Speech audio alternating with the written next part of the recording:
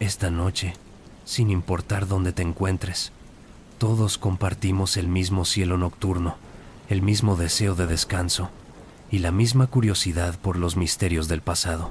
Esta noche hablaremos de Genghis Khan, el gran conquistador mongol, el hombre que forjó el imperio más extenso que el mundo había conocido hasta entonces. Pero esta no es simplemente la historia de batallas y conquistas. No es solo la crónica de un guerrero feroz. Es la historia de transformación, de visión, de un niño abandonado en las estepas que se convertiría en el Khan de Khans, el emperador de emperadores. Es la historia de cómo un pueblo nómada, fragmentado y olvidado, se unió bajo una sola bandera para sacudir los cimientos de civilizaciones milenarias. Hablaremos de las estepas mongolas del siglo XII y XIII, ese vasto océano de hierba, donde el cielo se encuentra con la tierra en un horizonte infinito. Exploraremos cómo Temujin, un niño nacido con un coágulo de sangre en su mano, un presagio, según las creencias chamánicas de su pueblo, sobreviviría al abandono, a la traición, al hambre y al frío, para convertirse en Genghis Khan, cuyo nombre significa océano o universo, un título que reflejaría la inmensidad de su poder. Todo lo que compartiremos esta noche está fundamentado en documentos históricos, en crónicas medievales escritas tanto por los propios mongoles como por aquellos que fueron testigos de su llegada, y en evidencias arqueológicas que continúan revelando los secretos de este imperio. Nos basaremos en la Historia secreta de los mongoles, el texto más antiguo escrito en lengua mongola, compuesto poco después de la muerte de Genghis Khan. Consultaremos las crónicas persas de Rashid al-Din, historiador de la corte mongol, y los relatos de viajeros europeos como Giovanni da Pian del Carpine y Guillermo de Rubruck, frailes franciscanos que visitaron la corte mongola en el siglo XIII. También nos apoyaremos en los registros chinos, los anales árabes y los hallazgos arqueológicos de Karakorum, la antigua capital mongola, excavada en las últimas décadas. Ahora, cierren los ojos por un momento. Imaginen conmigo esta escena. Es una noche de primavera en el año 1162, en algún lugar de las estepas mongolas, cerca del río Onon. El aire está frío, cortante, pero lleva el aroma de la hierba nueva que comienza a brotar después del largo invierno. En una modesta yurta, la tienda circular de fieltro que sirve de hogar a los nómadas mongoles, una mujer llamada Huelun está dando a luz. El fuego en el centro de la yurta crepita, lanzando sombras danzantes sobre las paredes de fieltro. Afuera, los caballos relinchan suavemente, inquietos por alguna razón que solo ellos conocen. El padre Yesugei, un guerrero del clan Borjigin, espera junto a otros hombres de la tribu. Son hombres curtidos por el viento y el sol, con rostros marcados por cicatrices de batalla y ojos que han visto tanto la belleza como la crueldad de la vida en las estepas. Finalmente, se escucha el llanto de un bebé. Yesugei entra en la yurta y se acerca a su esposa. Huelun sostiene a un niño recién nacido, pero hay algo inusual. El bebé tiene en su pequeño puño un coágulo de sangre oscuro y denso como una piedra pulida. El chamán de la tribu, un anciano con el rostro pintado y vestido con pieles de animales, se inclina sobre el niño. Examina el coágulo con ojos sabios y arrugados. Después de un largo silencio, habla con voz grave. Este niño está destinado a la grandeza. La sangre en su mano es la señal de que será un gran guerrero, que sus manos estarán manchadas con la sangre de sus enemigos, pero también que unirá a los pueblos bajo su poder. Yesugei, que acababa de regresar de una incursión exitosa contra los tártaros, enemigos ancestrales de los mongoles, decide nombrar al niño Temujin en honor a un jefe tártaro que había capturado. Es un nombre que lleva consigo el peso de la venganza y la victoria, un nombre que resonará a través de los siglos. Pero nadie en esa yurta, en esa noche fría de primavera, podría haber imaginado que ese bebé, ese pequeño Temujin, se convertiría en Genghis Khan, que sus ejércitos cabalgarían desde las costas del Pacífico hasta las orillas del Mediterráneo, que su imperio se extendería sobre más de 30 millones de kilómetros cuadrados, que sus descendientes gobernarían sobre la mitad de la humanidad conocida. Esta es su historia. La historia del rugido de las estepas, la historia de Genghis Khan y la furia mongol.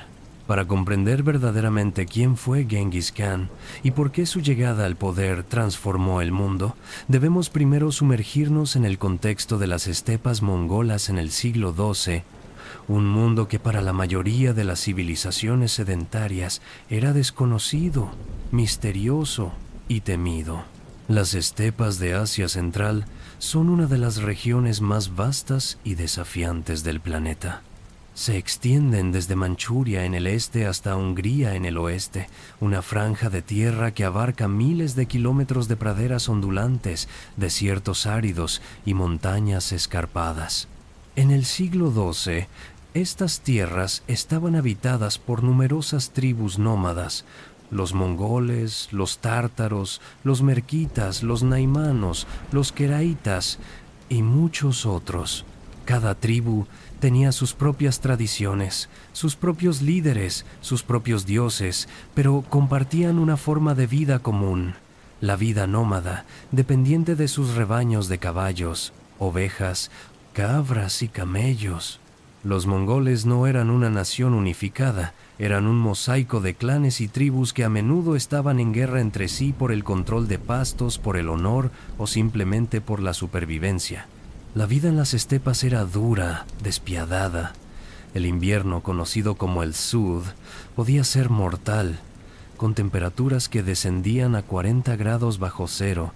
La comida era escasa, y las disputas territoriales podían significar la diferencia entre la vida y la muerte para toda una tribu. Según la Historia secreta de los mongoles, el texto fundacional de la historia mongola, escrito probablemente en el año 1240, las tribus mongolas habían sufrido durante generaciones bajo el dominio de los tártaros, una confederación más poderosa que había establecido cierta hegemonía sobre la región. Los tártaros tenían alianzas con la dinastía Jin, que gobernaba el norte de China, y actuaban como intermediarios, controlando el comercio y ejerciendo poder sobre las tribus más pequeñas. El clan Borjigin, al que pertenecía Temujin, era considerado noble, pero había caído en tiempos difíciles. Según las crónicas, los Borjigin afirmaban descender de una loba azul, un animal totémico que aparece en las leyendas mongolas como símbolo de fuerza y astucia. Esta genealogía mítica era importante, porque en una sociedad donde el honor y el linaje determinaban el estatus, reclamar un origen divino o mítico legitimaba el poder. Yesugei, el padre de Temujin, era un líder menor, un bagatur o héroe guerrero, respetado por su valentía, pero sin el poder suficiente para unir a las tribus mongolas. Había ganado cierta fama al capturar a jefes tártaros y al formar alianzas con otros clanes, pero su posición era precaria. En las estepas, el poder se ganaba y se perdía con rapidez, y la muerte podía llegar en cualquier momento, ya fuera en batalla, por enfermedad o por traición. Cuando Temujin tenía aproximadamente 9 años, Yesugei lo llevó al clan de su futura esposa, Berte, del pueblo de los Olkonut, para formalizar un compromiso matrimonial. Este era un acuerdo político, una manera de fortalecer alianzas entre clanes. Temujin se quedó con la familia de Berte, como era costumbre, para conocer a su futura esposa y su clan. Pero en el camino de regreso, Yesugei se detuvo a compartir comida con un grupo de tártaros. Los tártaros reconocieron a Yesugei como el hombre que había capturado y matado a sus líderes. En un acto de venganza, envenenaron su comida. Yesugei logró regresar a su campamento, pero el veneno ya estaba haciendo efecto. Según la Historia secreta de los mongoles, Yesugei sintió que su vida se escapaba y envió mensajeros para traer de vuelta a Temujin. Cuando el niño llegó, su padre estaba en su lecho de muerte. Con sus últimas fuerzas, Yesugei le dijo a su hijo: Temujin, las tribus son como lobos, solo el fuerte sobrevive. No confíes en nadie completamente, pero honra a aquellos que te sean leales. Luego, murió. La muerte de Yesugei fue catastrófica para la familia. En la sociedad mongola, cuando un líder moría, su clan podía abandonar a su viuda e hijos si no consideraban que el heredero era lo suficientemente fuerte para liderarlos. Y eso fue exactamente lo que sucedió. Los seguidores de Yesugei, liderados por un hombre llamado Targutai del clan Tayichiut, decidieron abandonar a Huelun y sus hijos. Según las crónicas, Targutai declaró: «El agua profunda se ha secado, la piedra brillante se ha roto». Con estas palabras poéticas, estaba diciendo que Yesugei había muerto y que su familia ya no tenía valor.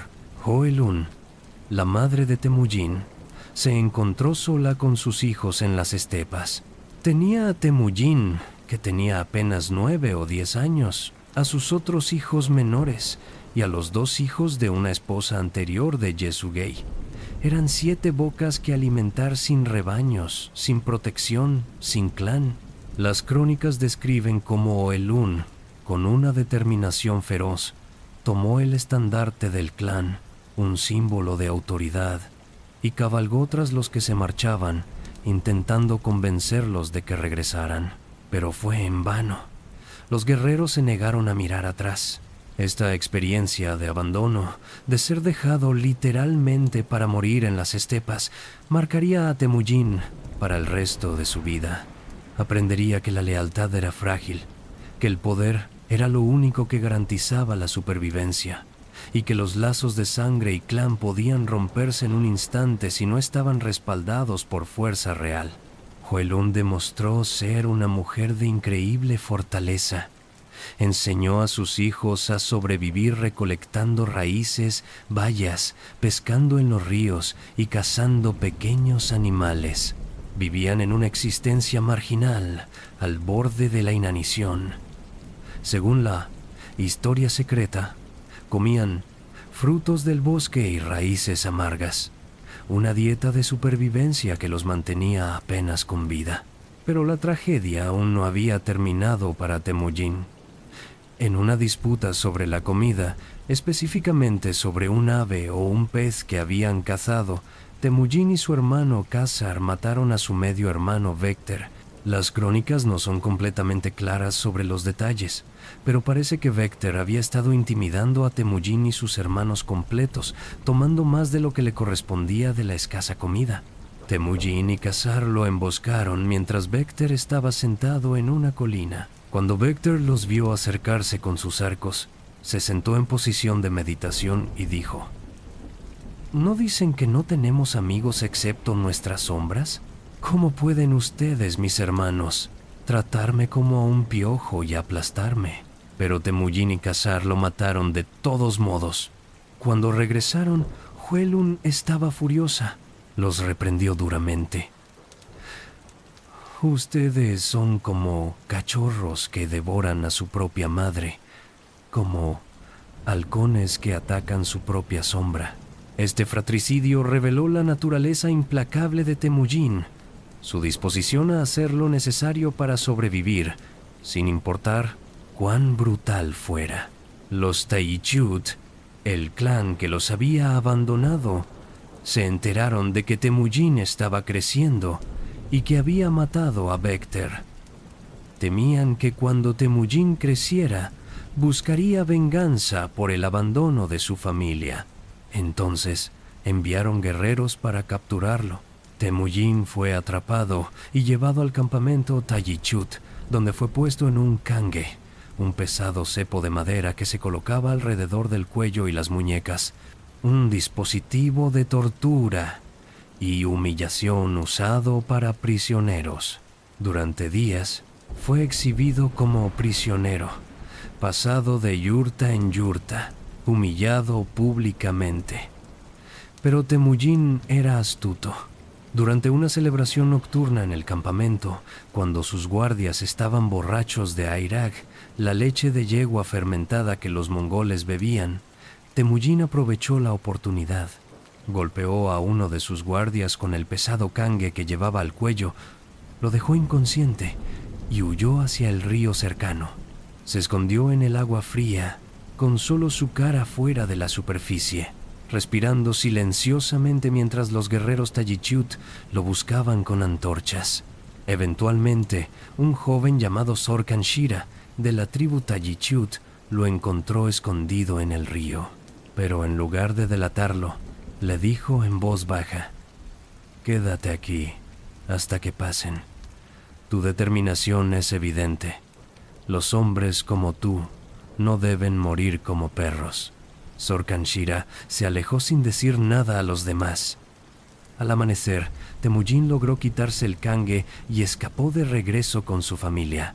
Esta experiencia de cautiverio y escape reforzó en Temujin la importancia de la lealtad.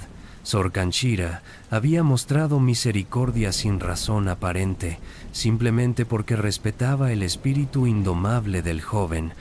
Años después, cuando Temujin se convirtió en Genghis Khan, buscaría a Sorkan Shira y a su familia, los recompensaría generosamente y los elevaría a posiciones de honor. Aprendió que recompensar la lealtad era tan importante como castigar la traición. Estos primeros años de sufrimiento, de hambre, de humillación, forjaron el carácter de Temujin. No nació en un palacio, no heredó un imperio, no tuvo maestros ilustrados ni ejércitos a su disposición. Nació en el abandono, creció en la pobreza, sobrevivió por pura determinación. Y esa experiencia le daría una perspectiva única sobre el poder, la lealtad y la naturaleza humana que le serviría cuando comenzara su ascenso al poder. La adolescencia de Temujin estuvo marcada por una lenta pero constante reconstrucción de su estatus. No tenía rebaños, no tenía ejército, apenas tenía seguidores, pero tenía algo más valioso: una mente estratégica, una capacidad innata para forjar alianzas y una comprensión profunda de la psicología de las estepas. Su primer movimiento importante fue reclamar a Berthe, la joven con quien había sido comprometido antes de la muerte de su padre. Esto puede parecer simplemente un asunto romántico, pero en la sociedad mongola, el matrimonio era fundamentalmente político. Al reclamar a Berthe, Temujin estaba reafirmando su identidad como heredero de Yesugei, como alguien que honraba los acuerdos de su padre y como un hombre con ambiciones más allá de la mera supervivencia. Temujin viajó al campamento de los Olkonut, la tribu de Berthe, con los pocos caballos que su familia había logrado reunir. El padre de Berthe, Dai Sechen, recordaba el acuerdo con Yesugei. A pesar de que Temujin era ahora un joven sin recursos, Dai Sechen honró el compromiso.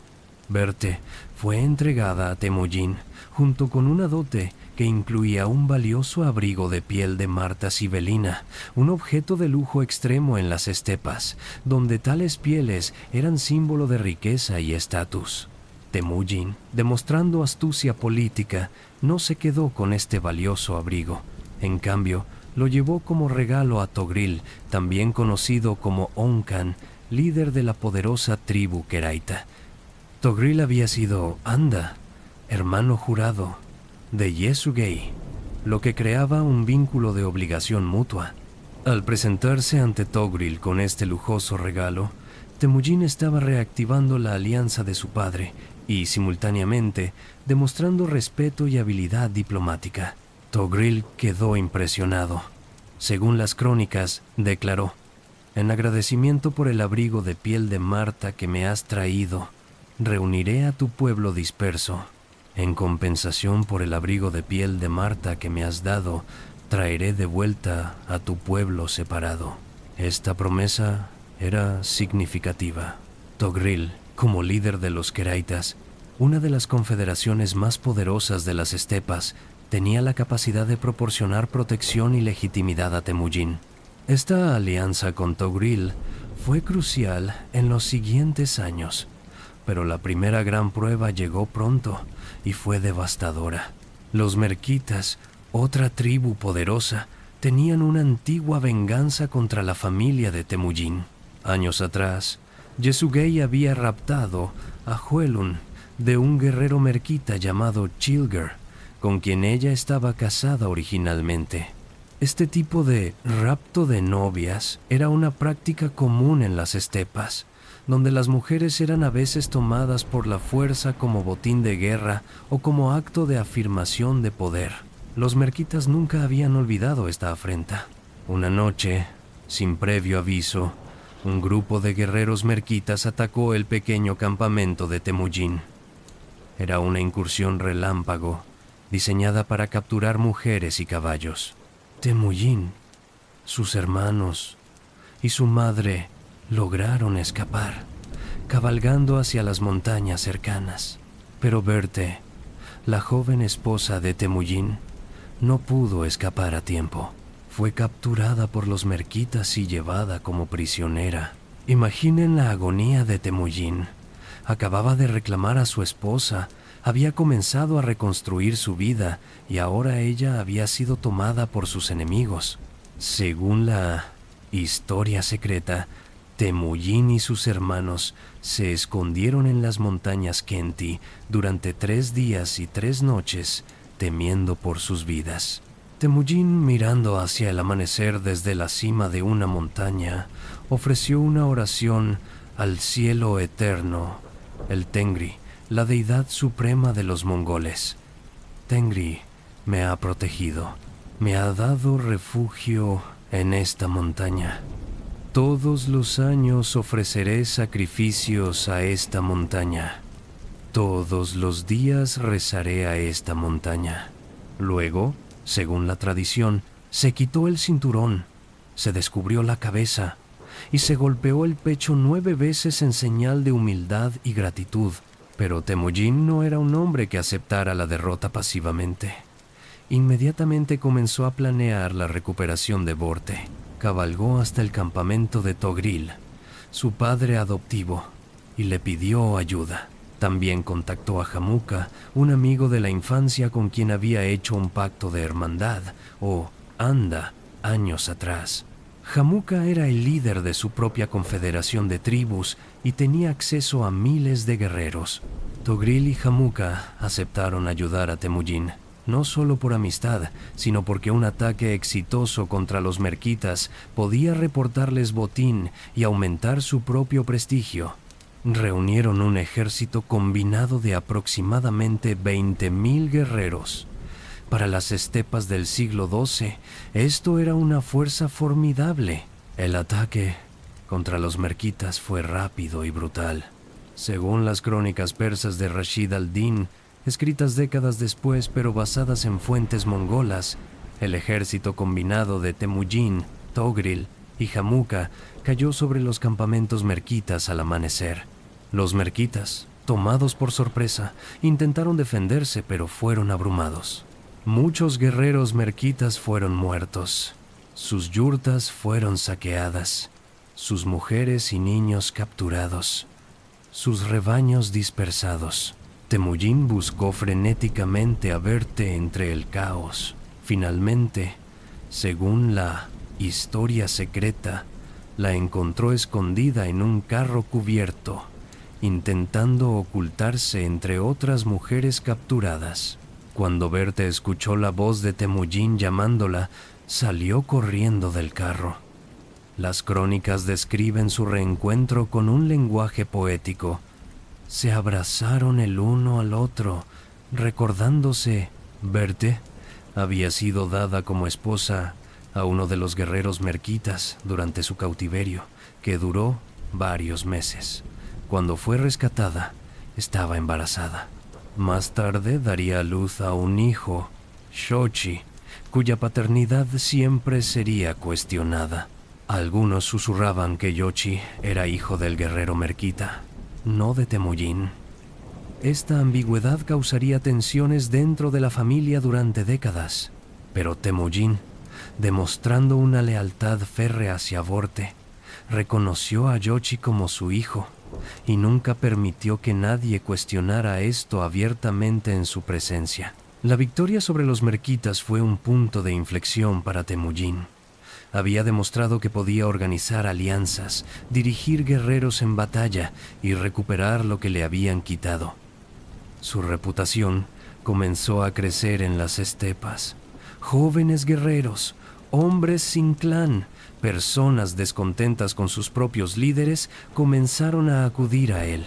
En los años siguientes, Temujin consolidó su posición. Pero su relación con Hamuka, su antiguo amigo y hermano jurado, comenzó a deteriorarse. La razón era simple. Ambos eran líderes ambiciosos y las estepas no eran lo suficientemente grandes para dos soles. Según las crónicas, la ruptura llegó durante una migración estacional. Temujin y Hamuka estaban viajando juntos con sus seguidores cuando Hamuka sugirió que acamparan en un lugar específico. Verte, demostrando su propia astucia política, le dijo a Temujin en privado: «Hamuka está cansado de nosotros. Es mejor que nos separemos ahora, mientras todavía somos amigos, antes de que el resentimiento se convierta en odio». Temujin escuchó a su esposa. Esa noche, mientras Hamuka dormía, Temujin y sus seguidores se alejaron silenciosamente, estableciendo su propio campamento. Cuando Hamuka despertó y se dio cuenta de que Temujin se había ido, sintió que había sido insultado, traicionado. La amistad se convirtió en rivalidad, y la rivalidad eventualmente se convertiría en guerra. Durante los siguientes años, Temujin y Hamuka competirían por el control de las tribus mongolas. Muchos clanes tuvieron que elegir entre uno u otro. Temujin tenía varias ventajas. Era descendiente del clan noble Borjigin, tenía el apoyo de Togril y los Keraitas y estaba demostrando ser un líder justo y estratégico. Ofrecía algo diferente a los líderes tradicionales de las estepas: meritocracia por sobre aristocracia, lealtad por sobre linaje, unidad por sobre fragmentación tribal.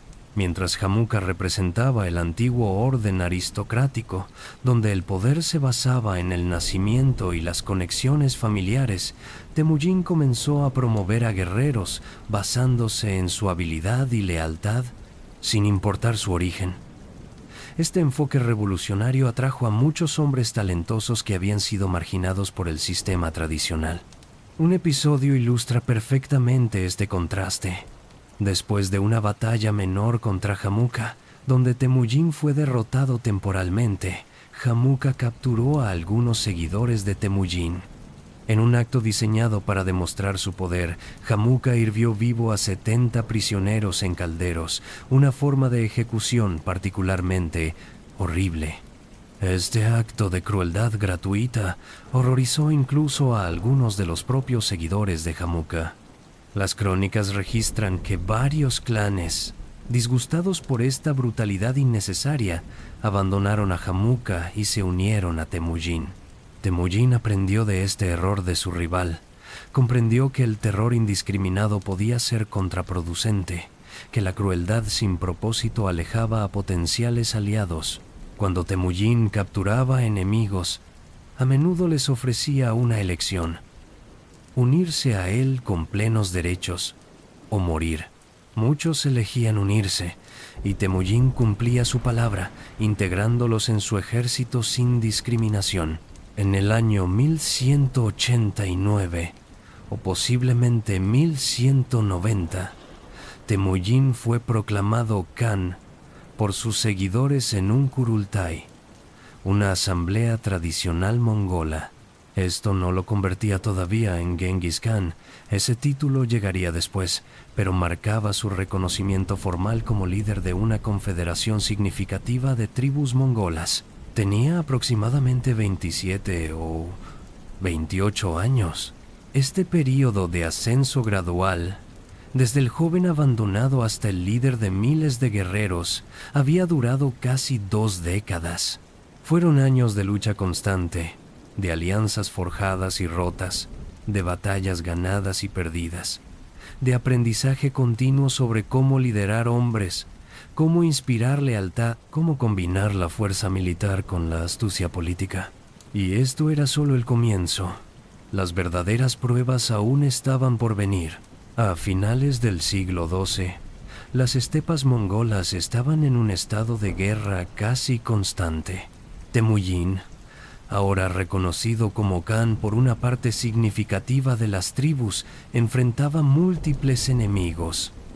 Los tártaros al este, los merquitas al norte, los naimanos al oeste, y su antiguo amigo Jamuka, quien había formado su propia coalición.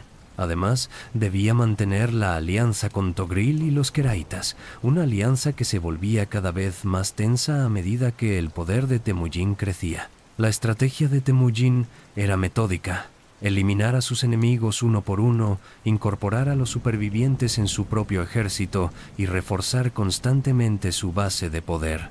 Este no era simplemente un proceso militar, sino también social y organizativo. Temujin estaba, esencialmente, reinventando la sociedad mongola. Su primer objetivo mayor fueron los tártaros. Recordemos que los tártaros habían envenenado a Yesugei, el padre de Temujin. Esta era una venganza personal, pero también estratégica. Los tártaros controlaban el comercio con la dinastía Jin en China, y su derrota abriría nuevas oportunidades económicas y políticas. En el año 1202, Temujin lanzó una campaña mayor contra los tártaros. Contaba con el apoyo de Togril y los Keraitas. La batalla fue feroz y prolongada, pero Temujin había introducido innovaciones cruciales en la táctica mongola. Estableció una disciplina férrea. Ningún guerrero podía saquear hasta que la batalla hubiera terminado completamente y se diera la orden. Esta disciplina evitaba que los guerreros se dispersaran prematuramente en busca de botín, manteniendo la formación y la capacidad de respuesta del ejército. Según las crónicas chinas de la dinastía Jin, que consideraban a los tártaros como vasallos, la derrota de los tártaros fue total. Temujin ordenó una venganza sistemática. Todos los hombres tártaros que fueran más altos que el eje de un carro, es decir, aproximadamente la altura de un niño de 3 o 4 años, debían ser ejecutados. Esta política de exterminio puede parecer increíblemente brutal para nuestra sensibilidad moderna, y lo era, pero en la lógica de las estepas, donde las vendetas de sangre podían durar generaciones, Temujin estaba intentando eliminar cualquier posibilidad de futura venganza. Sin embargo, las mujeres y los niños pequeños tártaros fueron absorbidos en la sociedad mongola. Temujin adoptó personalmente a varios niños tártaros, criándolos como propios. Uno de ellos, Shigi Hutuku, se convertiría en uno de los principales jueces y administradores del Imperio Mongol, responsable de registrar las leyes y decisiones de Gengis Khan. Esta práctica de adoptar a los hijos de enemigos derrotados era tanto pragmática como ideológica. Eliminaba a los adultos que podrían buscar venganza, pero preservaba a la siguiente generación, que podía ser socializada en la cultura y valores mongoles. La victoria sobre los tártaros aumentó enormemente el prestigio de Temujin. La dinastía Jin, que había usado a los tártaros como amortiguador contra otras tribus, ahora reconoció a Temujin con un título honorífico chino. Esto le dio legitimidad adicional, aunque Temujin nunca confiaba completamente en los Jin, sabiendo que para ellos era simplemente otra pieza en su juego de mantener a las tribus esteparias divididas y débiles. Pero la verdadera prueba llegó con la ruptura con Togril, su antiguo mentor y padre adoptivo. La relación se había vuelto tensa a medida que Temujin crecía en poder. El hijo de Togril, Sengum, estaba especialmente resentido, viendo a Temujin como un rival y potencial usurpador. Sengum convenció a su padre de que Temujin eventualmente lo traicionaría, que era mejor actuar primero. En el año 1203, Togril y Sengum invitaron a Temujin a una celebración, supuestamente para discutir un matrimonio entre la familia de Temujin y la de Togril. Era una trampa diseñada para capturar o matar a Temujin, pero dos hombres leales a Temujin que estaban en el campamento queraíta se enteraron del plan y enviaron mensajeros urgentes para advertirle. Temujin escapó por poco, pero ahora estaba en una posición peligrosa. Los queraitas eran la confederación más poderosa de las estepas centrales. Muchos de los seguidores de Temujin, al escuchar que estaba en guerra con Togril, lo abandonaron, temiendo estar del lado perdedor. Las crónicas describen este período como uno de los más oscuros en la vida de Temujin. Su ejército se redujo a apenas unos pocos miles de leales. Se retiró a un lugar remoto cerca del lago Valjuna, en territorio inhóspito. Allí, con sus seguidores más fieles, bebieron agua del lago y juraron un pacto solemne de lealtad mutua. Este juramento, conocido como el Pacto de Valjuna, se convertiría en legendario en la historia mongola. Los hombres que estuvieron con Temujin en ese momento de máxima debilidad serían recordados y recompensados por el resto de sus vidas. Pero Temujin no se quedó en Valjuna lamentándose. Comenzó a reconstruir su ejército, contactando a clanes descontentos con los queraitas, ofreciendo términos generosos a cualquiera que se uniera a él. Gradualmente, su fuerza se incrementó, y cuando se sintió listo, lanzó un ataque sorpresa contra el campamento de Togril. La batalla decisiva contra los queraitas duró 3 días y 3 noches. Según la historia secreta de los mongoles, fue una lucha encarnizada, con las líneas de batalla moviéndose constantemente. Finalmente, Togril y Sengum fueron derrotados. Sengum huyó hacia el oeste, donde eventualmente murió. Togril también intentó escapar, pero fue capturado por un grupo de naimanos que no lo reconocieron y lo mataron por sus vestimentas ricas. Cuando Temujin se enteró de la muerte de Togril, según las crónicas, lamentó sinceramente la pérdida de su antiguo mentor. Ordenó que se hiciera un funeral honorable, respetando al hombre que había sido su protector, incluso si al final se habían convertido en enemigos. Este gesto demostraba la complejidad emocional de Temujin. Podía ser implacable con sus enemigos en batalla, pero también honraba las antiguas lealtades y mostraba respeto por aquellos que lo habían ayudado en el pasado. Con la derrota de los queraitas, Temujin había eliminado a la confederación más poderosa de las estepas centrales.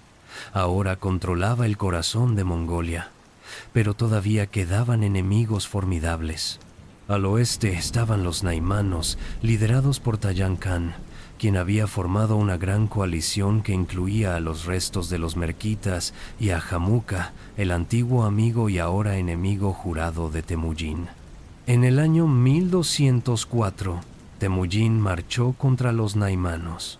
Esta sería la batalla final por el control de las estepas mongolas. Tayan Khan, confiado en su superioridad numérica, esperó a Temujin en las montañas del Altai, pero Temujin empleó una táctica brillante. Ordenó a cada uno de sus guerreros que encendiera múltiples fogatas por la noche, creando la ilusión de que su ejército era mucho más grande de lo que realmente era. La madre de Tayan Khan, una mujer anciana llamada Gurbesu, que había sido reina de los naimanos, le aconsejó a su hijo que no enfrentara directamente a Temujin. Según las crónicas, le dijo: «Este Temujin ha crecido comiendo carne humana y bebiendo sangre. No es como los demás hombres. Es mejor retirarse y esperar una mejor oportunidad». Pero Tayan Khan, sintiéndose insultado por las palabras de su madre, ignoró su consejo. La batalla de las montañas del Altai fue decisiva. El ejército de Temujin, aunque posiblemente menor en número, era superior en disciplina, táctica y moral. Los guerreros naimanos, a pesar de su valentía individual, no podían competir con la coordinación del ejército mongol. Tayan Khan fue herido mortalmente en la batalla. Sus fuerzas se dispersaron.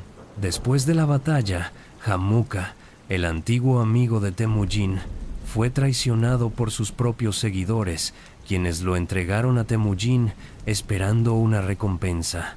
Pero Temujin, lejos de recompensarlos, ordenó su ejecución, diciendo: ¿Cómo puedo confiar en hombres que traicionan a su propio señor? Luego se volvió hacia Jamuka. Según la historia secreta de los mongoles, Temujin le ofreció renovar su antigua amistad, perdonarlo y devolverle su posición, pero Jamuka rechazó la oferta. Dijo: Cuando había dos de nosotros éramos como los dos ejes de un carro, pero ahora solo puede haber un sol en el cielo. Sería mejor que me mataras, pero hazlo sin derramar mi sangre, para que mi espíritu pueda permanecer contigo. Esta petición era significativa.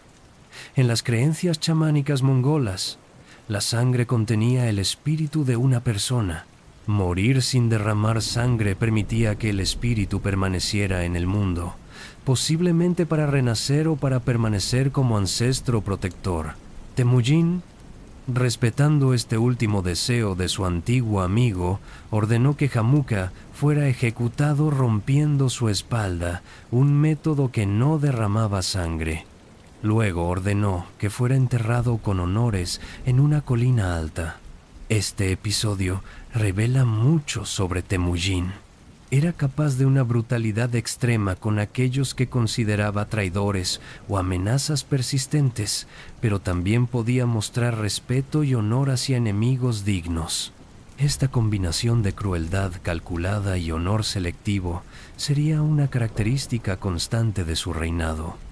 En el año 1206, con todos los principales rivales derrotados o sometidos, se convocó un gran Kurultai, la asamblea general de todas las tribus mongolas cerca de las fuentes del río Onon. Allí, los líderes de los clanes, los chamanes, los guerreros distinguidos, todos se reunieron para reconocer formalmente a Temujin como el líder supremo de todos los mongoles. Fue en este Kurultai donde Temujin recibió el título de Genghis Khan. El significado exacto de Genghis ha sido debatido por los historiadores. Algunos sugieren que significa océano o universal, otros que podría derivar de una palabra turca que significa firme o feroz. Pero independientemente de su etimología precisa, el título Genghis Khan significaba emperador universal, el Khan de todos los Khans, el líder supremo no solo de los mongoles, sino, potencialmente, del mundo conocido. Según las crónicas, en este Kurultai, Genghis Khan hizo algo revolucionario. Anunció la creación de un nuevo código de leyes, el Yasa, que aplicaría a todos los mongoles sin importar su tribu o clan de origen. Las leyes tribales tradicionales serían reemplazadas por un sistema legal unificado. Este código enfatizaba la lealtad personal al Khan por encima de la lealtad tribal, la meritocracia por encima del privilegio aristocrático y castigos severos por traición, robo y otros crímenes. También reorganizó completamente el ejército, abolió las antiguas divisiones tribales y creó nuevas unidades basadas en el sistema decimal. Arvans de 10 hombres, Haguns de 100, Mingans de 1000 y Tumens de 10.000. Los comandantes de estas unidades eran seleccionados por mérito, no por nacimiento. Los hijos de nobles servían junto a los hijos de pastores comunes. Esta estructura militar no solo hacía al ejército más eficiente, sino que también rompía las antiguas lealtades tribales, creando una identidad mongola unificada centrada en la persona del Khan. Genghis Khan también estableció la Keshig, su guardia personal de élite, que eventualmente crecería a 10.000 hombres.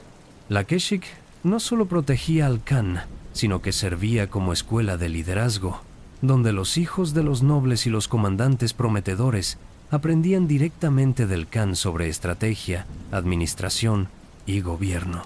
Todo esto, la unificación de las tribus, la creación de un código legal unificado, la reorganización del ejército, la abolición de privilegios tribales, representaba una revolución completa en la sociedad de las estepas. Genghis Khan no estaba simplemente conquistando territorios, estaba creando una nueva nación mongola donde antes solo había existido un mosaico fragmentado de tribus en constante conflicto. Pero la unificación de Mongolia era solo el primer paso. El verdadero objetivo de Genghis Khan era mucho más ambicioso. Miraba más allá de las estepas, hacia las ricas civilizaciones sedentarias que rodeaban el territorio mongol, la dinastía Jin en China, el imperio Tangut de Xixia, los reinos de Asia Central y, eventualmente, el mundo islámico y más allá. En los próximos años, el nombre de Genghis Khan se convertiría en sinónimo de terror para muchas civilizaciones, pero también traería consigo cambios profundos en el comercio, la cultura y la política de Eurasia. Con las tribus mongolas finalmente unificadas bajo su mando, Genghis Khan dirigió su atención hacia sus vecinos. Su primera campaña importante fuera de las estepas mongolas fue contra el imperio Tangut de Xixia, un reino ubicado en lo que hoy es la provincia de Gansu en China, controlando parte de la vital ruta de la seda. Los tangutos eran un pueblo de origen tibetano que había establecido un reino próspero basado en el comercio y la agricultura irrigada en el borde del desierto de Gobi. Su capital, Chongqing, actual Jinchuan, era una ciudad fortificada rica en tesoros. Pero más importante para Genghis Khan, Xixia era un vasallo nominal de la dinastía Jin, el gran imperio que gobernaba el norte de China y que había manipulado a las tribus mongolas durante generaciones. En el año 1209, Genghis Khan lanzó su primera campaña contra Xixia. Esta campaña reveló tanto las fortalezas como las limitaciones iniciales del ejército mongol. Los mongoles eran maestros de la guerra en las estepas, de la movilidad, del tiro con arco desde el caballo, de las tácticas de hostigamiento. Pero enfrentar ciudades fortificadas era algo nuevo. Según las crónicas chinas, los mongoles inicialmente tuvieron dificultades para capturar las ciudades Tangut. No tenían experiencia en la guerra de asedio, no tenían máquinas de asedio, no entendían las complejidades de atacar murallas altas y bien defendidas. Después de varios asaltos fallidos contra ciudades menores, Genghis Khan se retiró temporalmente.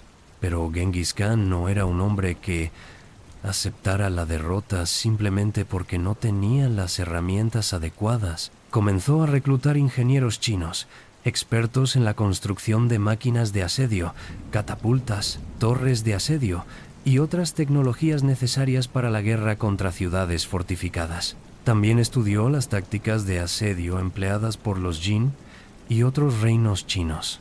En campañas posteriores contra Xixia, entre 1210 y 1227, los mongoles demostraron una mejora dramática en su capacidad de asediar ciudades.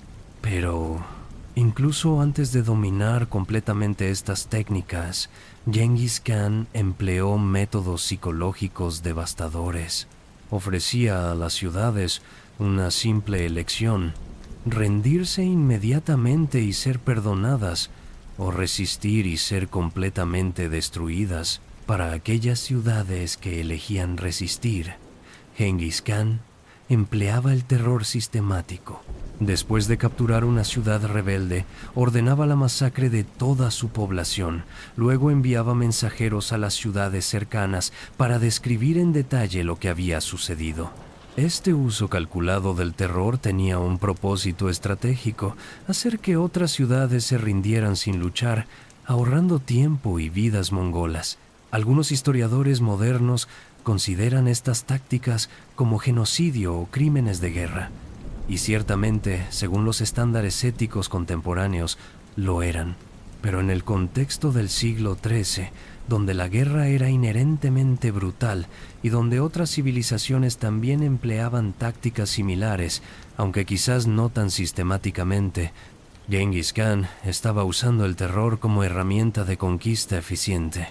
Las crónicas persas e históricas sobre este tiempo son claras sobre la brutalidad de los mongoles, pero también registran que muchas ciudades que se rendían pacíficamente eran de hecho perdonadas y permitidas continuar con sus vidas bajo el nuevo gobierno mongol. El verdadero objetivo de Genghis Khan no era Xixia, sino la dinastía Jin. Los Jin habían dominado el norte de China desde el año 1115, derrotando a la anterior dinastía Song del norte. Eran una potencia formidable, con un ejército de cientos de miles de soldados, ciudades masivas rodeadas por murallas que se extendían por kilómetros, y una civilización sofisticada con siglos de tradición militar. En el año 1211, Genghis Khan lanzó su primera campaña mayor contra la dinastía Jin. Su justificación formal era vengar antiguas humillaciones sufridas por las tribus mongolas bajo el dominio Jin. Pero la verdadera motivación era la riqueza de China, las ciudades repletas de seda, oro, plata y grano. La campaña contra los Jin reveló el genio militar de Genghis Khan. Los mongoles no intentaron conquistar toda la China Jin de una sola vez, lo cual habría sido imposible dada la disparidad en población y recursos. En cambio, emplearon una estrategia de incursiones devastadoras, saqueando el campo, capturando ciudades menores, aislando las grandes ciudades y destruyendo los ejércitos Jin en batallas campales donde la movilidad mongola era decisiva. En el año 1215, los mongoles sitiaron Yongdu, actual Beijing, la capital septentrional de los Jin. El asedio duró varios meses. Los defensores lucharon valientemente, pero eventualmente la ciudad fue tomada. Según las crónicas chinas, cuando los mongoles entraron en Chengdu, la matanza fue terrible. La ciudad ardió durante semanas. Un oficial chino que visitó Chengdu poco después escribió: «Los huesos de los muertos formaban montañas. La grasa humana hacía el suelo resbaladizo». Sin embargo, Genghis Khan también demostró pragmatismo. Cuando un ministro Jin llamado Yelu Chukai, un hombre de origen Khitan que servía en la corte Jin, se presentó ante Genghis Khan, el Khan quedó impresionado por su conocimiento y sabiduría. Yelu Chukai le explicó que las ciudades y los campesinos agrícolas no podían ser tratados como las estepas, que había valor en preservar la estructura administrativa china, que los impuestos regulares eran más valiosos que el saqueo único. Genghis Khan, demostrando su capacidad para aprender y adaptarse, hizo de Yelu Chukai uno de sus principales consejeros. Yelu Chukai eventualmente convencería a los mongoles de no convertir las tierras agrícolas del norte de China en pastizales para caballos, argumentando que la agricultura producía mucho más riqueza. Esta decisión salvaría millones de vidas chinas y preservaría la base económica que eventualmente sostendría al imperio mongol. Durante estas campañas en China, Genghis Khan también tuvo que lidiar con las complejidades internas de gobernar su creciente imperio. Tenía 4 hijos legítimos con Berte: Jochi, Chagatai, Egedei y Tolui. Cada uno era un líder capaz, pero las tensiones entre ellos, especialmente entre Jochi y Chagatai, eran constantes. Chagatai, el segundo hijo, nunca aceptó completamente a Jochi como su hermano mayor debido a las dudas sobre su paternidad. En un Kurultai, durante una discusión sobre la sucesión, Chagatai insultó públicamente a Jochi, llamándolo bastardo merquita. Jochi, furioso, agarró a Chagatai por el cuello. Se habría convertido en una lucha mortal si Genghis Khan no hubiera intervenido. Según la historia secreta de los mongoles, Genghis Khan estaba profundamente perturbado por la discordia entre sus hijos. Les dijo: «Ustedes son como serpientes que devoran a su propia madre. ¿Qué sucederá cuando yo muera? Nuestros enemigos se reirán y nuestro imperio se fragmentará». Eventualmente, Genghis Khan decidió que Ogedei, su tercer hijo, sería su sucesor, en parte porque era el más diplomático y el más capaz de mantener unida a la familia. Pero incluso mientras lidiaba con estas tensiones familiares, Genghis Khan continuaba expandiendo su imperio.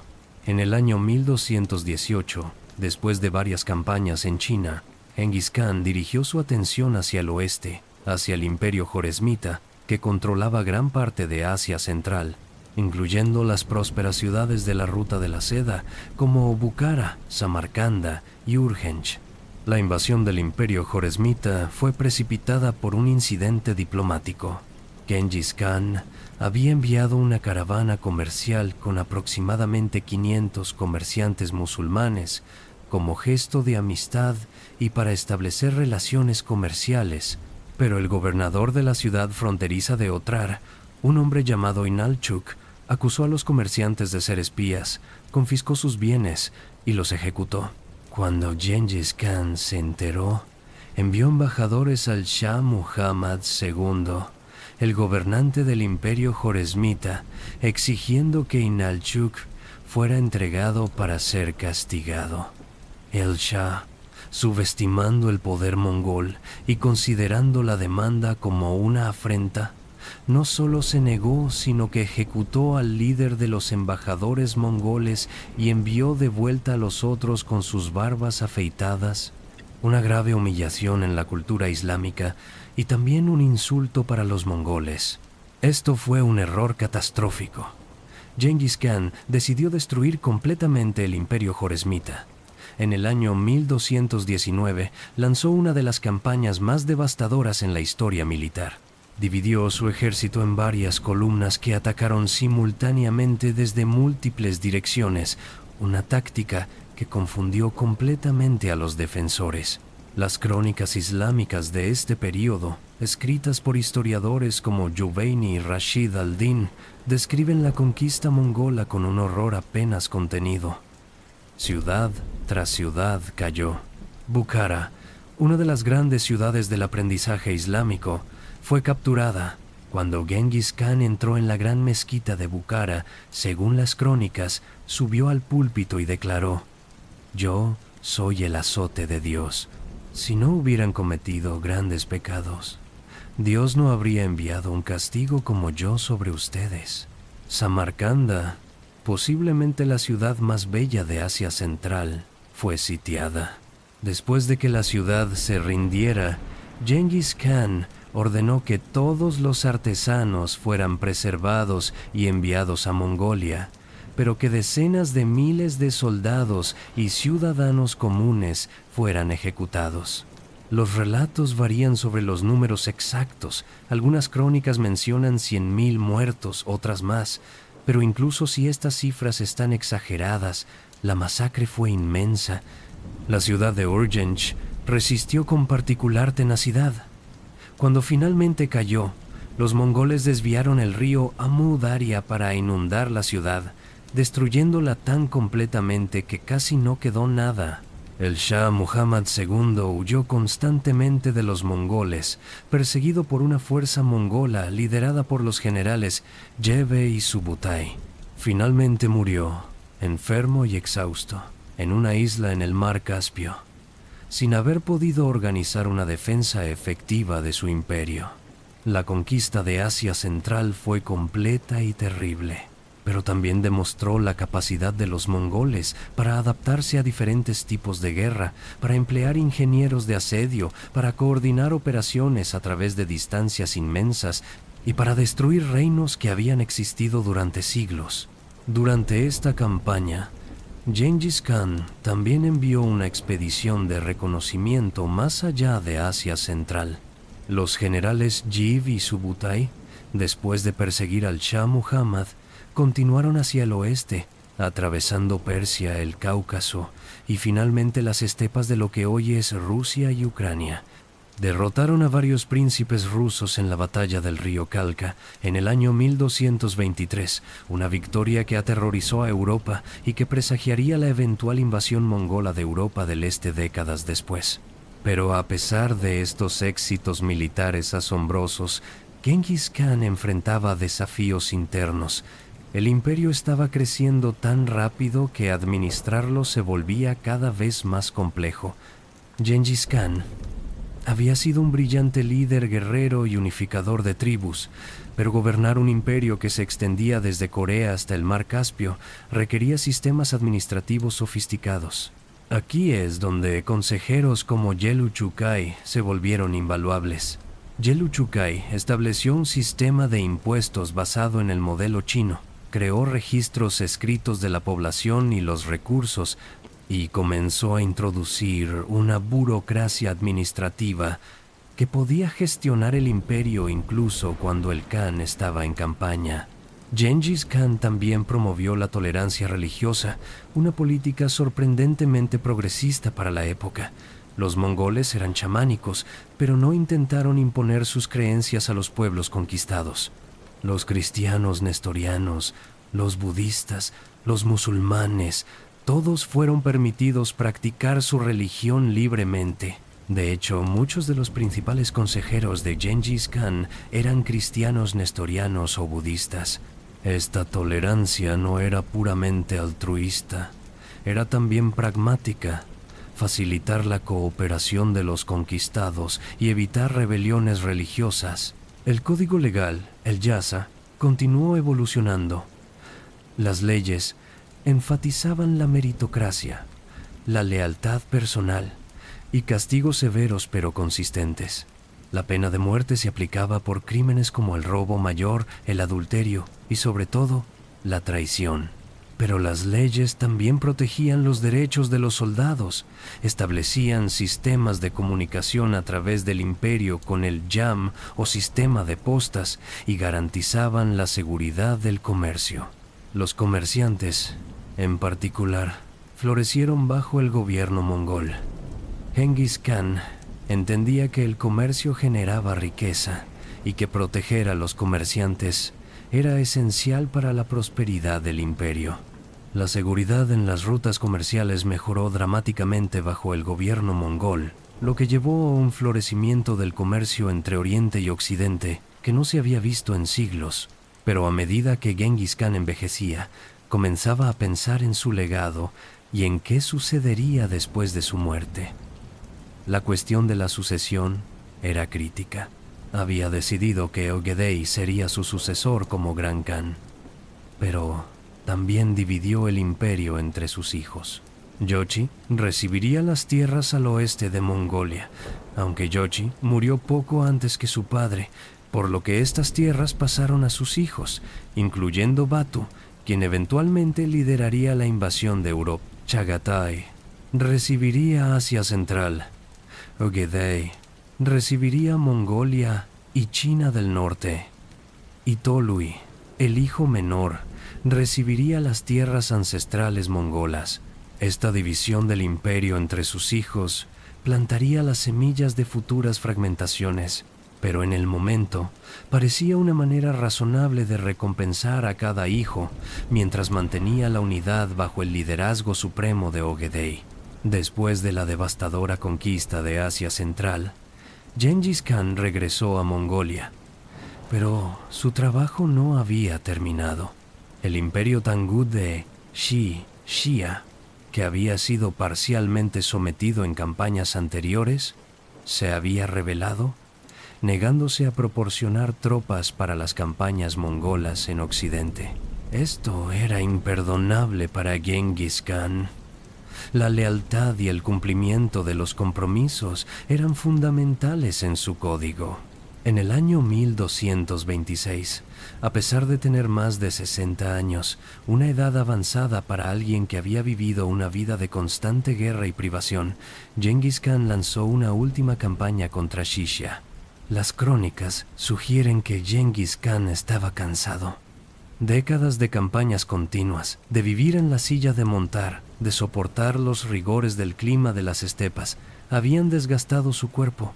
Pero su voluntad permanecía inquebrantable. Juró que Xixia sería completamente destruido, que su pueblo sería borrado de la historia como castigo por su traición.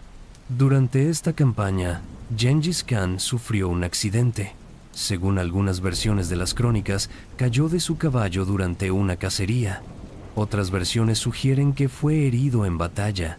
Los detalles exactos son inciertos, pero Lo que está claro es que Genghis Khan sufrió una lesión seria que se infectó a medida que la campaña continuaba. La salud de Genghis Khan se deterioraba, pero se negaba a retirarse. Se negaba a mostrar debilidad. Continuó dirigiendo las operaciones militares desde su tienda, dando órdenes, planificando estrategias. Según las crónicas, su esposa Yesui le rogó que regresara a Mongolia para recuperarse, pero él se negó diciendo: «Si regreso ahora, los tangutos creerán que me han derrotado. Terminaré esto primero». En el verano del año 1227, el imperio Tangut fue finalmente conquistado. Su capital fue capturada, su emperador fue forzado a rendirse. Pero para entonces, Genghis Khan estaba muriendo. Según la historia secreta de los mongoles, llamó a sus hijos y generales a su tienda y les dio sus últimas instrucciones. Les dijo que continuaran la conquista de la dinastía Jin, que usaran las divisiones internas de sus enemigos en su contra, que mantuvieran la unidad entre los mongoles por encima de todo. Le dijo a Egedei que debía ser firme pero justo, que debía escuchar a sus consejeros pero tomar sus propias decisiones, que debía recompensar la lealtad y castigar la traición sin piedad. También, según las crónicas, Genghis Khan ordenó que su muerte fuera mantenida en secreto hasta que la campaña contra Shishia estuviera completamente terminada y su ejército hubiera regresado de forma segura a Mongolia. Temía que si sus enemigos supieran que había muerto, podrían atacar a sus fuerzas mientras estaban de luto y vulnerables. Genghis Khan murió en agosto del año 1227, posiblemente el día 18 de ese mes, aunque las fechas exactas son inciertas. Las circunstancias precisas de su muerte han sido objeto de especulación durante siglos. La versión oficial mongola simplemente dice que murió de sus heridas y enfermedades. Otras historias más coloridas, posiblemente apócrifas, sugieren diferentes escenarios, pero la versión más aceptada por los historiadores es que murió de complicaciones por su caída del caballo y las infecciones subsecuentes. Según su deseo, su muerte fue mantenida en secreto inicialmente. El emperador Tangut, que había venido a rendirse formalmente, fue ejecutado junto con gran parte de la familia real Tangut. Luego, el cuerpo de Genghis Khan fue llevado de regreso a Mongolia para ser enterrado. El lugar exacto de su entierro es uno de los grandes misterios de la historia. Según la tradición mongola, Genghis Khan fue enterrado en algún lugar de las montañas Khenti, probablemente cerca del monte Burkhan Khaldun, la montaña sagrada donde había rezado cuando era joven y donde había jurado ofrecer sacrificios. Las crónicas dicen que sus seguidores masacraron a cualquier persona que encontraran en el camino del funeral para mantener el lugar en secreto. Luego, miles de caballos fueron paseados sobre la tumba para borrar cualquier rastro de dónde había sido enterrado. Hasta el día de hoy, a pesar de numerosas expediciones arqueológicas, la tumba de Genghis Khan nunca ha sido encontrada. Algunos especulan que está protegida por minas o trampas, otros que simplemente la naturaleza ha reclamado el sitio tan completamente que es indistinguible del paisaje circundante. El gobierno mongol moderno ha declarado las montañas Khenti como área protegida, en parte por respeto a la tradición de que Genghis Khan debe descansar sin ser molestado. Con la muerte de Genghis Khan, una era había terminado, pero el imperio que había creado estaba lejos de su fin.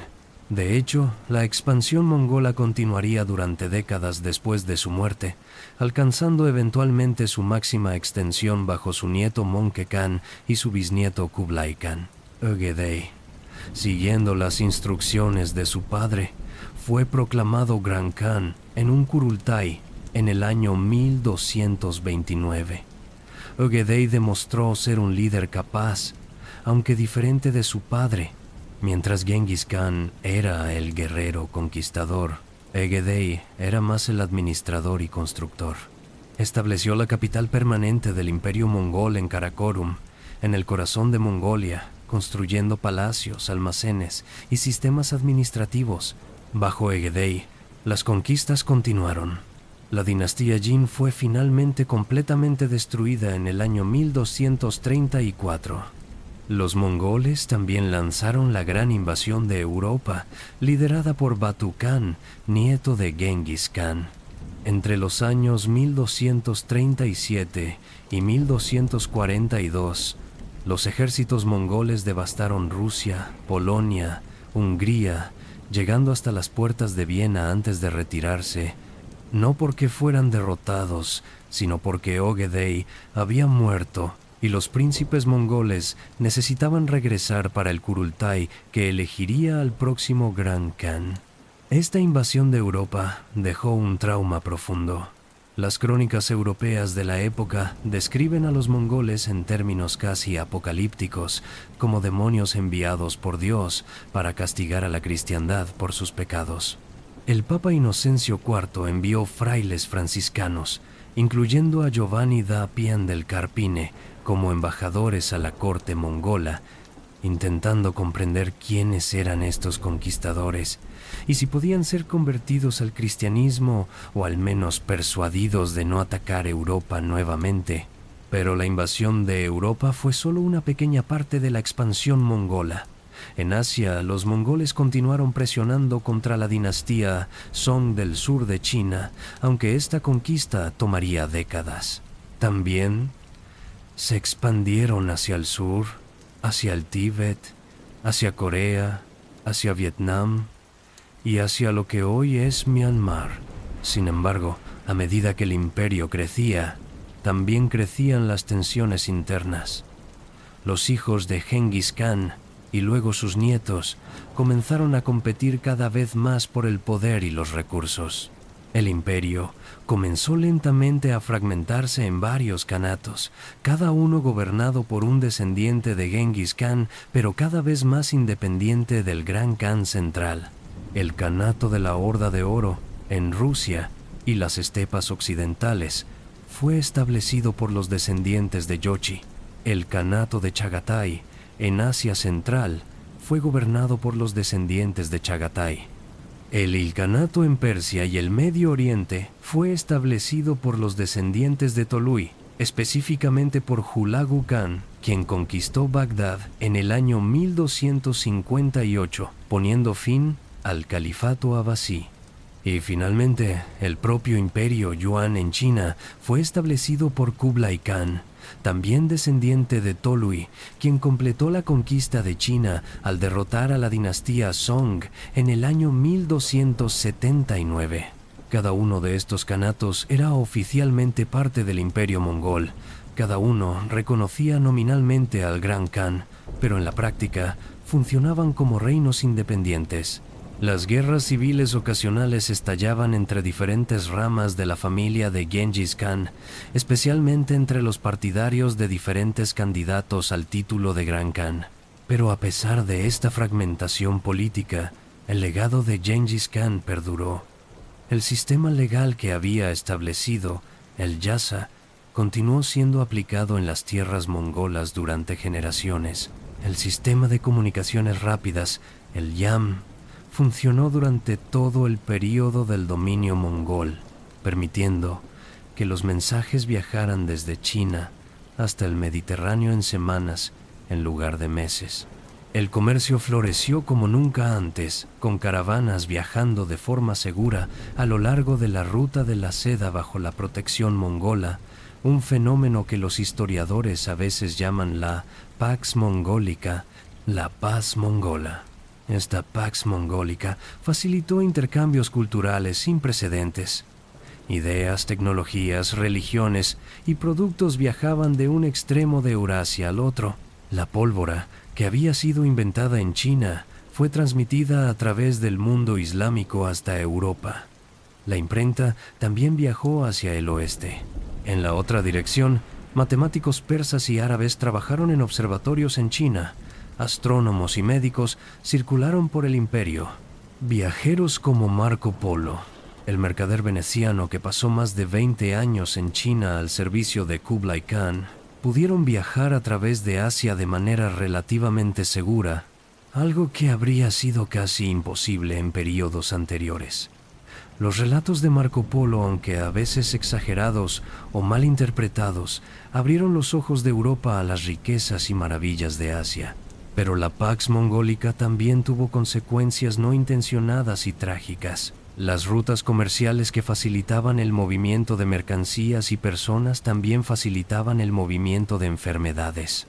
En el siglo XIV, la peste negra, posiblemente originada en Asia Central, viajó a lo largo de estas rutas comerciales hasta Europa, Medio Oriente y más allá. Entre los años 1346 y 1353, la peste mató aproximadamente un tercio de la población de Europa y proporciones similares en otras regiones. Esta fue posiblemente la pandemia más devastadora en la historia humana y fue facilitada, al menos en parte, por las conexiones que el Imperio Mongol había creado. El Imperio Mongol eventualmente declinó. En China, la dinastía Yuan fue expulsada por la rebelión que estableció la dinastía Ming en el año 1368. En Persia, el ilcanato se fragmentó en el siglo XIV. La Horda de Oro gradualmente se debilitó y finalmente fue conquistada por Rusia en los siglos XV y XVI. El Kanato de Chagatai persistió de diversas formas hasta el siglo XVII, pero nunca recuperó la gloria de sus primeros años. Sin embargo, los descendientes de Genghis Khan continuaron reclamando poder basándose en su linaje durante siglos.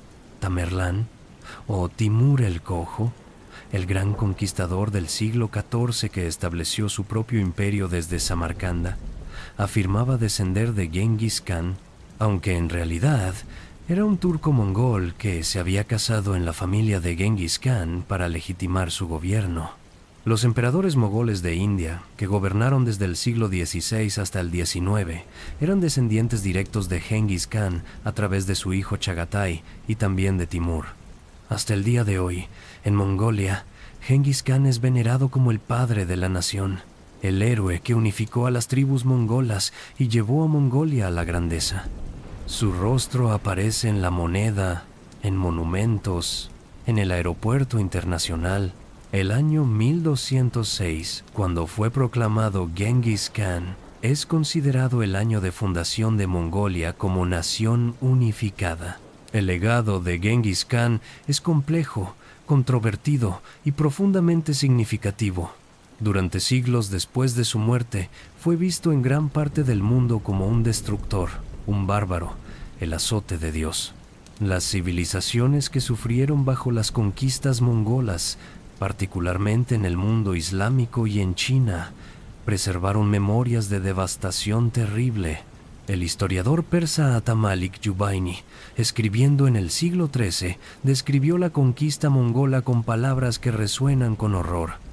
No quedó ninguna criatura viviente, ni perro ni gato. La ciudad, que había sido tan llena de vida, se convirtió en un desierto habitado solo por los búhos y los cuervos.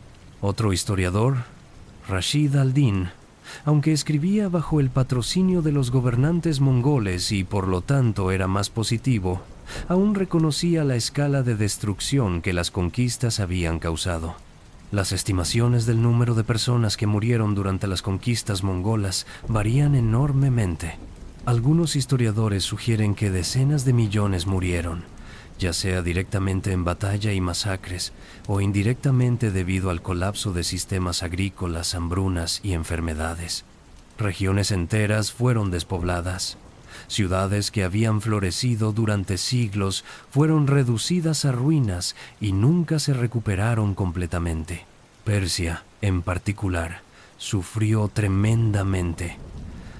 Antes de las invasiones mongolas, Persia era uno de los centros culturales y económicos más importantes del mundo islámico. Después de las conquistas, particularmente después de la destrucción de Bagdad por Hulagu Khan en el año 1258, la región entró en un periodo de declive del que tardó siglos en recuperarse. El sistema de irrigación que había sostenido la agricultura persa durante milenios fue destruido en muchas áreas, causando que tierras fértiles se convirtieran en desierto.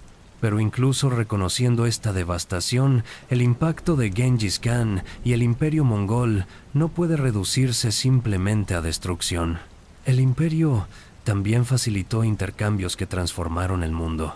Primero, consideremos el impacto en el comercio y la economía. Bajo el gobierno mongol, las rutas comerciales de la Ruta de la Seda fueron más seguras de lo que habían sido en siglos. Los comerciantes podían viajar desde el Mediterráneo hasta China con una protección relativa.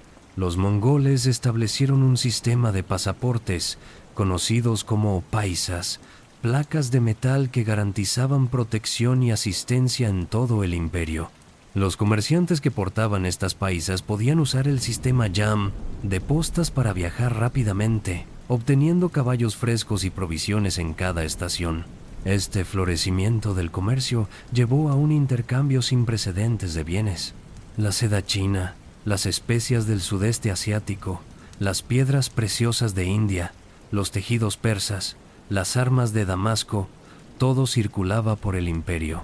Europa, que había estado relativamente aislada de Asia durante las cruzadas y debido a las barreras políticas, de repente tuvo acceso a bienes orientales en cantidades que no se habían visto desde el Imperio Romano. Este comercio también facilitó el intercambio de tecnologías. La pólvora es el ejemplo más famoso. Inventada en China durante la dinastía Tang, la pólvora había sido usada principalmente para fuegos artificiales y señales. Los mongoles reconocieron su potencial militar y comenzaron a desarrollar armas de pólvora, incluidas las primeras formas primitivas de cañones y proyectiles explosivos. Esta tecnología se extendió rápidamente a través del imperio mongol hasta el mundo islámico y Europa, donde revolucionaría la guerra y eventualmente llevaría al fin de la era de los castillos y la caballería acorazada. Otras tecnologías también viajaron. La imprenta de bloques de madera china, precursora de la imprenta de tipos móviles de Gutenberg, llegó a Europa a través de las rutas mongolas. Técnicas de fabricación de papel, que habían sido guardadas celosamente por los chinos, se difundieron hacia el oeste.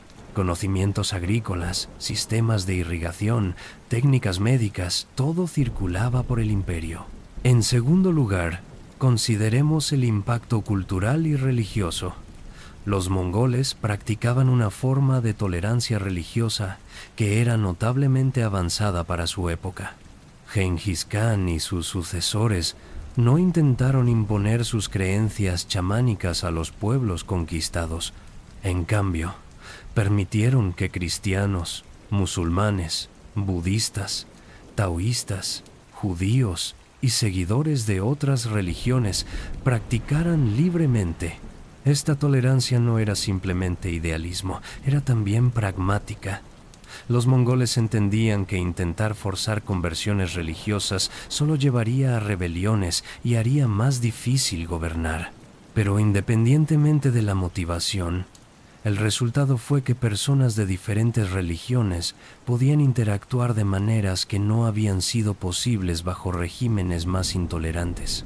En la corte de los grandes khanes en Karakorum y más tarde en Kambalik, actual Beijing, había sacerdotes cristianos nestorianos, lamas budistas, imanes musulmanes, sacerdotes taoístas y chamanes mongoles, todos coexistiendo y a veces debatiendo sobre teología ante el Khan.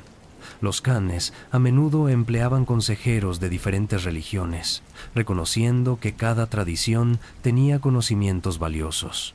Esta apertura religiosa también facilitó que misioneros cristianos como Giovanni da Pian del Carpine y Guillermo de Rubruck viajaran al corazón del imperio mongol.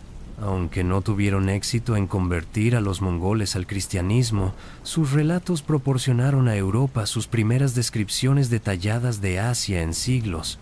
En tercer lugar, consideremos el impacto político y administrativo. Los mongoles introdujeron sistemas de gobierno que eran notablemente avanzados para su época. El censo sistemático de la población, los registros escritos de impuestos y tierras, el sistema de correos rápidos, la codificación de leyes, todo esto? ¿Eran innovaciones que los mongoles implementaron o perfeccionaron? El concepto de meritocracia que Genghis Khan promovió, donde los oficiales eran seleccionados basándose en su capacidad en lugar de su nacimiento, era revolucionario. Aunque nunca se implementó completamente y la aristocracia mongola siempre mantuvo ciertos privilegios, el principio de que el talento y la lealtad importaban más que el linaje influyó en las estructuras de gobierno en todo el imperio. En China, la dinastía Yuan, establecida por Kublai Khan, introdujo reformas administrativas que más tarde serían adoptadas por la dinastía Ming. El sistema de exámenes civiles fue expandido, se mejoraron las carreteras y canales, se estableció un papel moneda unificado, aunque este último eventualmente falló debido a la inflación. En Persia, el ilkhanato patrocinó obras masivas de historiografía. Rashid al-Din compiló su Jami al-Tawarik, la colección de crónicas, que intentaba ser una historia universal de todo el mundo conocido, incluyendo Europa, Asia y África. Esta obra, escrita en persa pero incorporando información de fuentes chinas, mongolas, árabes, europeas e indias, fue posible solo debido a las conexiones que el imperio mongol había creado. En cuarto lugar, consideremos el impacto genético. Un estudio genético publicado en el año 2003 sugirió que aproximadamente 16 millones de hombres en Asia, aproximadamente el 0.5% de la población masculina mundial, comparten un cromosoma, y que parece originarse de Mongolia aproximadamente 1000 años atrás. Los investigadores especularon que esta distribución genética podría rastrearse hasta Genghis Khan y sus parientes masculinos cercanos, quienes debido a su estatus y poder tuvieron un número inusualmente grande de descendientes. Aunque esta teoría ha sido debatida y refinada, es innegable que Genghis Khan y sus hijos tuvieron numerosa descendencia. Genghis Khan tuvo varias esposas y concubinas y se estima que tuvo docenas de hijos. Cada uno de sus hijos y nietos, como miembros de la aristocracia gobernante, también tuvieron múltiples esposas y descendientes. A lo largo de los siglos, los descendientes de Genghis Khan se extendieron por toda Asia. En quinto lugar, consideremos el impacto psicológico y mítico. Genghis Khan se convirtió en una figura legendaria, a veces temida, a veces admirada, pero siempre recordada. En Mongolia, es el héroe nacional supremo. En otras partes de Asia, especialmente en el mundo islámico y en China, ha sido históricamente visto con más ambivalencia, reconocido como conquistador poderoso pero también como destructor. En tiempos modernos, la percepción de Genghis Khan ha evolucionado. Algunos historiadores y escritores lo presentan como un visionario que unió a Eurasia, que promovió la tolerancia religiosa, que facilitó el comercio y el intercambio cultural. Otros enfatizan la brutalidad de sus conquistas, las masacres masivas, la destrucción de civilizaciones enteras. La verdad, como a menudo sucede, es compleja. Genghis Khan fue producto de su época, un tiempo en que la guerra era brutal y la vida humana era a menudo considerada menos importante que el honor, el poder y la supervivencia de la tribu. Utilizó métodos de terror sistemático que eran, incluso para su época, excepcionalmente crueles, pero también demostró capacidades de liderazgo, visión estratégica y adaptabilidad que eran excepcionales. No intentó simplemente conquistar para conquistar. Creó sistemas de gobierno, promovió el comercio, estableció leyes e intentó construir algo duradero. El hecho de que el imperio mongol se fragmentara después de su muerte y el de sus sucesores inmediatos no disminuye sus logros. Pocos imperios en la historia han perdurado mucho tiempo después de la muerte de sus fundadores.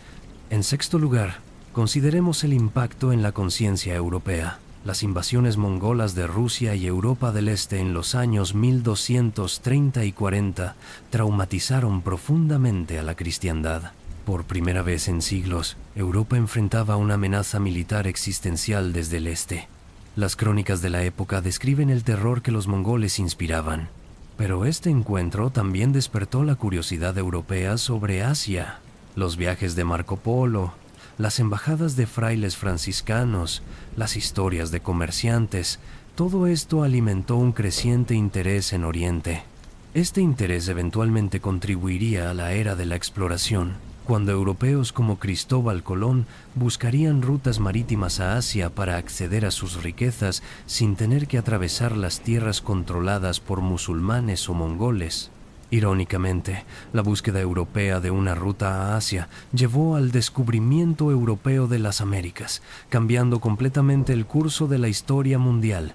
En este sentido, el Imperio Mongol, al conectar Eurasia y estimular el interés europeo en el comercio asiático, fue un factor indirecto en el inicio de la globalización moderna. Finalmente, consideremos el legado de Genghis Khan en Mongolia moderna. Cuando Mongolia se independizó de China en 1911 y estableció brevemente un gobierno autónomo antes de caer bajo influencia soviética, la figura de Genghis Khan fue inicialmente celebrada. Pero durante el período comunista bajo influencia soviética de 1924 a 1990, la celebración de Genghis Khan fue suprimida. Los soviéticos veían a Genghis Khan como un símbolo de nacionalismo mongol y feudalismo, ambos inconsistentes con la ideología comunista. Pero después de la caída de la Unión Soviética y la democratización de Mongolia en 1990, hubo un renacimiento masivo del interés en Genghis Khan. Se construyeron monumentos, se escribieron libros, se produjeron películas. El aeropuerto principal de Mongolia fue nombrado en su honor. Su rostro aparece en billetes, sellos y productos de todo tipo. Para los mongoles modernos, Genghis Khan representa orgullo nacional, la memoria de cuando Mongolia era una superpotencia mundial. En un país pequeño, sin salida al mar, atrapado entre dos gigantes, China y Rusia, la historia de Genghis Khan proporciona un sentido de identidad y grandeza histórica. En conclusión, el legado de Genghis Khan es multifacético. Fue un conquistador brutal responsable de masacres masivas y la destrucción de civilizaciones. Pero también fue un líder visionario que unificó a las tribus mongolas, estableció sistemas de gobierno innovadores, promovió el comercio y la tolerancia religiosa y creó conexiones entre Oriente y Occidente que transformaron el mundo. Juzgar a figuras históricas como Genghis Khan requiere equilibrio. No debemos ignorar o minimizar la brutalidad de sus acciones, pero tampoco debemos verlo solo a través de ese lente. Fue un hombre de su tiempo, forjado por las duras realidades de las estepas mongolas del siglo XII, que utilizó todos los medios a su disposición, tanto nobles como terribles, para lograr sus objetivos. Su historia nos recuerda que la historia humana es compleja, que no puede reducirse a simples narrativas de buenos y malos. Nos desafía a considerar cómo las acciones de individuos pueden tener consecuencias que resuenan a través de los siglos, moldeando el mundo de maneras que nadie podría haber predicho. Y así llegamos al final de nuestra jornada nocturna, a través de las estepas, a través de la vida extraordinaria de Genghis Khan y el imperio que forjó. Desde ese niño nacido con un coágulo de sangre en la mano, abandonado en las estepas heladas, hasta el Khan de Khans, cuyo imperio se extendía desde el Pacífico hasta el Mediterráneo. Hemos viajado a través de una de las historias más dramáticas y transformadoras de la humanidad.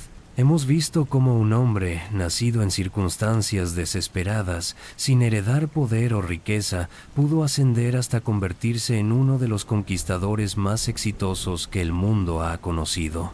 Hemos explorado no solo sus victorias militares, sino también sus innovaciones en gobierno, su comprensión del poder, su uso del terror y de la diplomacia, su capacidad para aprender y adaptarse. Hemos visto el costo terrible de estas conquistas, las ciudades destruidas, las vidas perdidas, las civilizaciones alteradas para siempre. Pero también hemos visto cómo el imperio mongol conectó el mundo de maneras sin precedentes, facilitando intercambios de ideas, tecnologías y culturas que moldearían el futuro de la humanidad. La historia de Genghis Khan nos enseña lecciones que resuenan incluso hoy. Nos habla sobre la importancia del liderazgo, sobre cómo una visión clara y una determinación inquebrantable pueden lograr lo que parece imposible. Nos muestra que incluso en los contextos más difíciles, la movilidad social es posible, que el mérito y la lealtad pueden triunfar sobre el privilegio del nacimiento. También nos recuerda los peligros del poder sin restricciones, cómo la brutalidad, incluso cuando es calculada y estratégica, tiene costos morales profundos. Nos desafía a pensar sobre cómo equilibramos nuestros juicios de figuras históricas, reconociendo tanto sus logros como sus crímenes. En nuestro mundo moderno, globalizado e interconectado, podemos ver ecos del mundo que los mongoles ayudaron a crear. Las rutas comerciales que conectan continentes, la mezcla de culturas, el intercambio constante de ideas, todo esto tiene raíces en periodos históricos como la Pax Mongólica. Comprender esta historia nos ayuda a comprender nuestro presente. Ahora me gustaría saber de ustedes, queridos oyentes de Somnialis. ¿Qué otros grandes conquistadores, líderes o épocas históricas les gustaría que exploráramos en futuros episodios? ¿Les interesaría escuchar sobre Alejandro Magno y su conquista del mundo antiguo? ¿Sobre la expansión del Imperio Romano? ¿Sobre los vikingos y sus viajes épicos? ¿O quizás sobre figuras menos conocidas pero igualmente fascinantes de la historia mundial? Déjenme sus comentarios. Sus sugerencias son lo que da forma a este espacio nocturno que compartimos.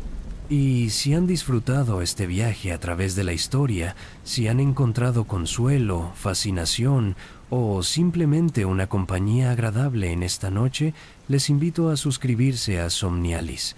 Al suscribirse, se unen a una comunidad de amantes de la historia que encuentran en estas narrativas del pasado no solo conocimiento, sino también una forma de descanso, de reflexión, de conexión con la vastedad del tiempo humano.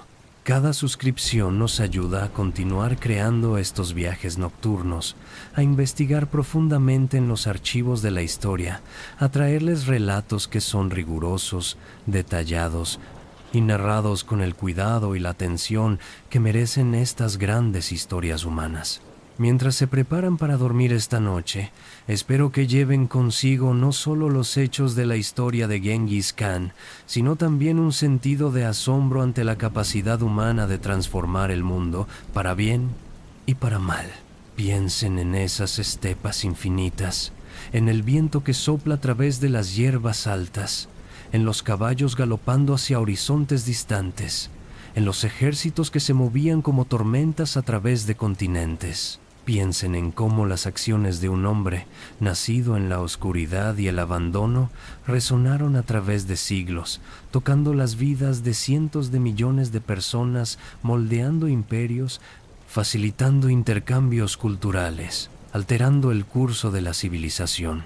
Y quizás, al reflexionar sobre esto, encontrarán también un recordatorio de que cada vida, cada elección, cada acción tiene el potencial de resonar más allá de lo que podemos imaginar. No todos cambiaremos el mundo como lo hizo Genghis Khan, pero todos somos parte de la gran narrativa de la humanidad. Todos contribuimos de alguna manera al tejido de la historia. Que esta reflexión los acompañe en sus sueños esta noche, que encuentren descanso en el conocimiento de que forman parte de una historia humana vasta y continua, una historia llena de drama, de tragedia, de triunfo, de conexión. Desde Somnialis, les deseo una noche tranquila, sueños reparadores y un despertar renovado. Gracias por acompañarnos en este viaje a través del rugido de las estepas, a través de la vida de Genghis Khan y la furia mongol. Hasta la próxima noche, queridos oyentes. Descansen bien y que la historia los acompañe siempre. Buenas noches.